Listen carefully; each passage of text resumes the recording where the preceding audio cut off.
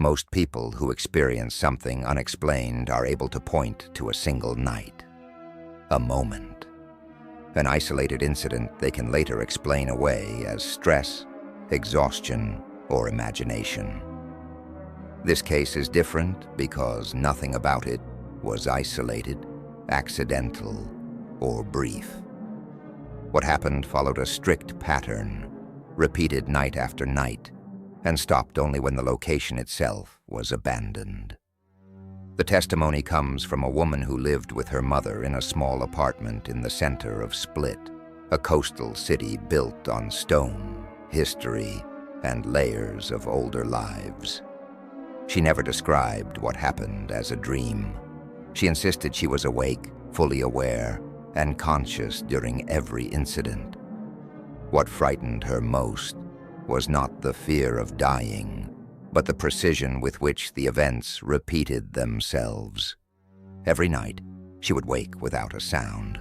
She would feel the same pressure, the same paralysis, and hear the same voice. And every night, the event would end with a physical sound loud enough to wake another person in the room. There were no witnesses who saw the entity she described, but there was a witness who heard it. If this was not happening inside her mind, then where exactly was it happening? The events described in this case took place in the years immediately following the Second World War, a period marked by instability, loss, and social disruption throughout the region. The witness was 22 years old at the time and lived with her mother in a stone apartment building near the center of Split. The building was typical of older urban construction: thick stone walls, high ceilings, narrow staircases, and apartments arranged closely together. The layout was functional rather than decorative, designed for durability rather than comfort. Less than a year before the incidents began, the witness's father had died suddenly. His death altered the structure of the household in both practical and psychological ways. The apartment, once shared by 3 people, became quieter and more oppressive at night. Both women reported feeling uneasy, sleeping alone after his death, and as a result, they began sharing the same bedroom and bed. This arrangement was not unusual given the time period, cultural norms, and circumstances of loss. According to family testimony, the witness had no history of psychological illness, sleep disorders, or recurring nightmares prior to the events.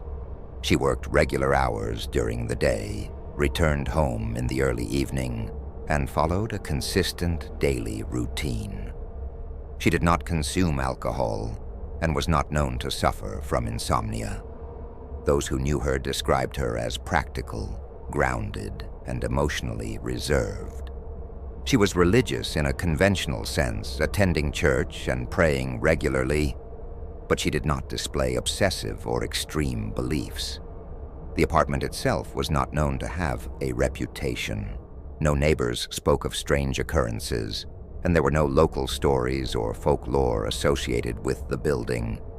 It was one of many similar residences in the area, occupied by families who had lived there for years.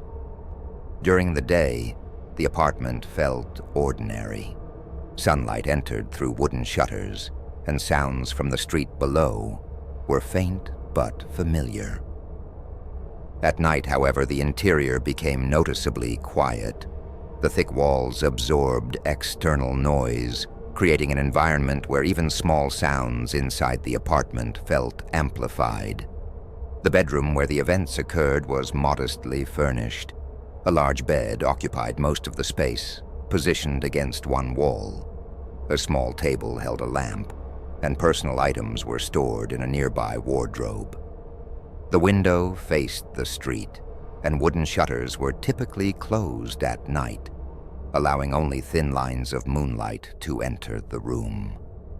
There were no mirrors positioned near the bed, and no objects that could easily create visual illusions in low light. On the night of the first incident, nothing unusual had occurred during the day. There had been no arguments, emotional outbursts, or disruptions to the witness's routine.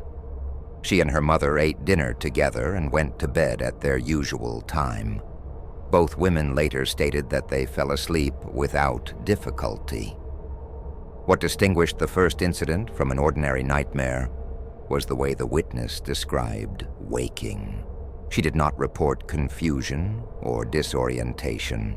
She stated that she became aware of the room instantly, recognizing the layout, the presence of her mother beside her, and the position of the furniture. She described this awakening as abrupt but clear, without the fading imagery or emotional residue typically associated with dreams. The witness later emphasized that the most unsettling aspect of the initial moment was not fear, but certainty. She felt immediately aware that something in the room had changed. This awareness did not develop gradually and was not accompanied by sound or movement.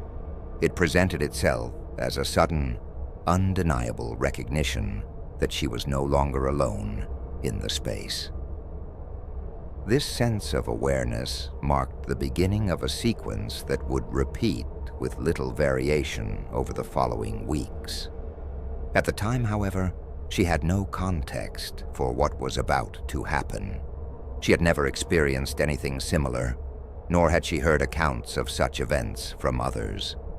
There was no expectation of danger, no anticipation of recurrence, and no framework through which she could explain what she was about to encounter. That first night did not feel like the beginning of a long-term ordeal. It felt isolated. In retrospect, it was the establishment of a pattern. When the witness opened her eyes, she immediately became aware of a dark shape positioned at the foot of the bed. The room was dimly illuminated by moonlight filtering through the narrow gaps in the wooden shutters. The shape stood out clearly, appearing denser than the shadows cast by the furniture and walls. It did not resemble a human figure in detail.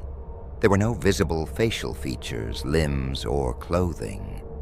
However, its height and upright posture conveyed a sense of deliberate presence rather than randomness. At first, she assumed it was a vivid dream. She attempted to move her legs, but found she could not. She then tried to move her arms and discovered that she could not move them either. Within seconds, she realized her entire body was immobilized, though she was fully conscious. She could still move her eyes and was aware of her mother sleeping calmly beside her. As she attempted to speak, no sound would come out. Her mouth opened, but her voice did not respond. She began to feel a sensation of pressure over her lower body, like weight being applied to the mattress. The pressure increased gradually, spreading upward from her legs toward her torso. Her breathing became shallow as the pressure reached her chest, making it difficult to expand fully. Panic followed, but her body remained unresponsive.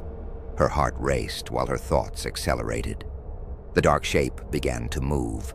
It advanced slowly and deliberately, closing the distance to the bed.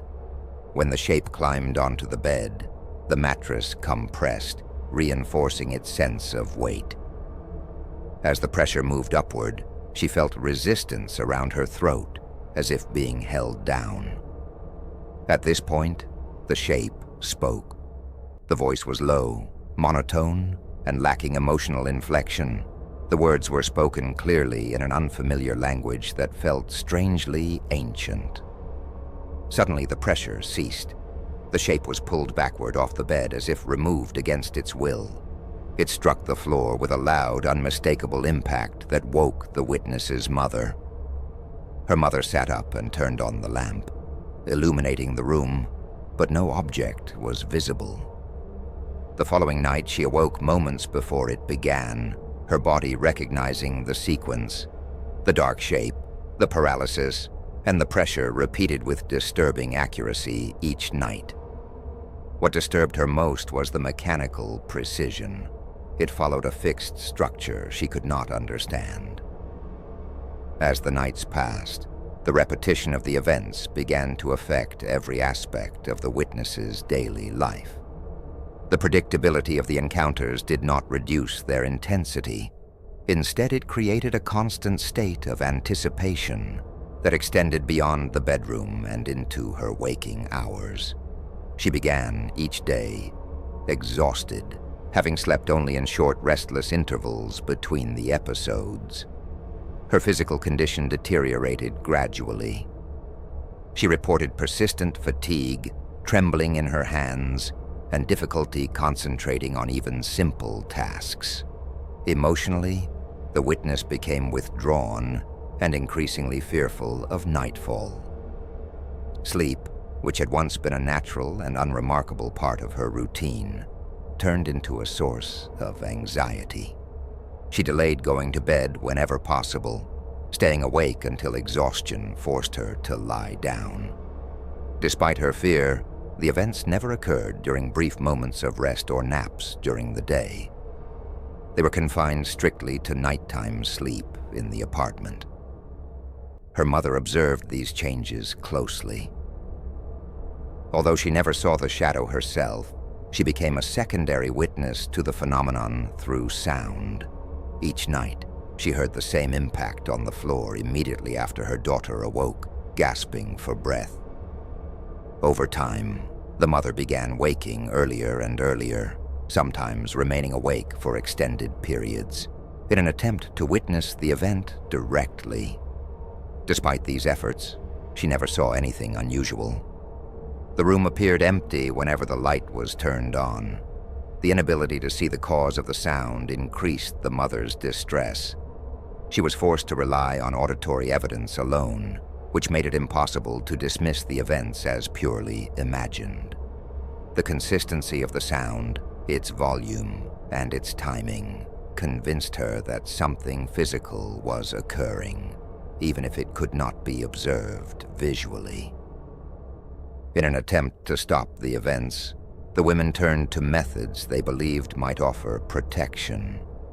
They left the bedside lamp on throughout the night, hoping that light would prevent the appearance of the shadow. When this had no effect, they began praying aloud before going to sleep. Religious objects were placed near the bed, including items considered sacred within their faith. None of these actions altered the pattern or intensity of the encounters.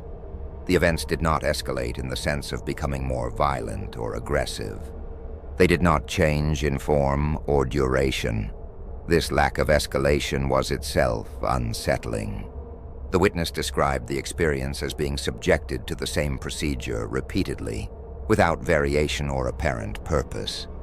The voice never explained itself, never responded, and never repeated its words beyond the single utterance each night.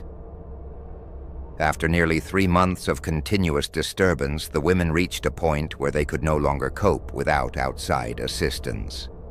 They contacted a local priest, hoping for guidance or intervention. According to later accounts, the priest entered the apartment and spent several minutes standing silently in the main living area and the bedroom. His demeanor changed noticeably during this time. He became reserved and uneasy, offering little explanation for his reaction. The priest eventually stated that he sensed a presence within the apartment that he could not identify or explain. He did not describe it in detail, nor did he claim to understand its nature. Instead of attempting a blessing or ritual, he advised the women to leave the apartment as soon as possible. His recommendation was direct and unambiguous. The decision to move was made quickly. Within days, the women gathered their belongings and relocated to a different residence. The process was hurried, driven more by fear than by practical planning. On the first night in their new home, the witness went to sleep with a mixture of dread and expectation. She remained awake for hours, anticipating the familiar paralysis and pressure. Nothing happened. The night passed without incident. The following night was the same. The shadow did not appear, the pressure did not return, and the voice was not heard again. The events stopped completely and did not resume at any later point in the witness's life. The apartment where the incidents occurred was never revisited by the witness. She refused to enter the building again, even during daylight hours. Over time, the experience became something spoken of rarely, preserved only through family testimony. The lack of recurrence confirmed for both women that whatever had occurred was tied specifically to that location and had ended the moment they left it behind.